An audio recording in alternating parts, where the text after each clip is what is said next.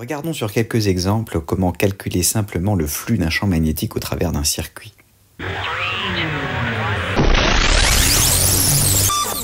Considérons un système de rails de Laplace qui est incliné d'un angle alpha par rapport à l'horizontale. On a donc le système électrique constitué des deux rails, du fil qui les relie ainsi que du barreau, que l'on va orienter en premier lieu pour déterminer le sens dans lequel on va pouvoir mettre le vecteur surface. L'orientation du circuit, on choisit du coup l'orientation du courant, va nous permettre, grâce à la règle de la main droite, de placer le vecteur surface perpendiculairement au circuit et dans la direction donnée par le pouce de la main droite quand on enroule cette main droite dans le sens du courant autour du circuit. Le champ magnétique est ici uniforme sur la totalité du circuit et donc le flux s'écrit simplement B scalaire S. Et donc, comme B et S sont dans le même sens et séparés par un angle alpha, cela donne B fois la valeur de S qui ici serait L fois grand X multiplié par cosinus alpha. Cela nous permettra, avec la loi de Faraday, de déterminer quelle est la tension qui est induite dans le circuit du fait par exemple du mouvement du barreau.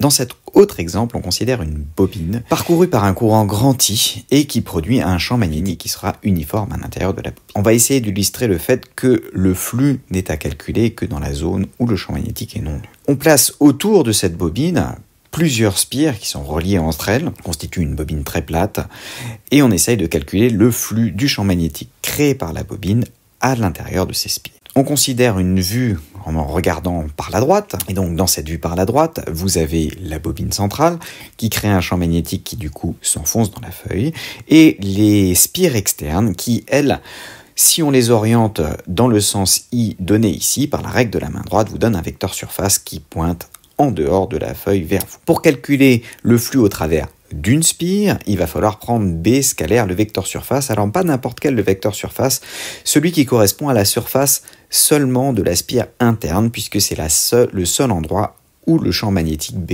est non nul. Connaissant cette surface de spire interne, pi R1 carré, on a donc le flux au travers d'une spire jaune qui s'écrit moins B pi R1 carré, étant donné que B et S sont de sens opposés.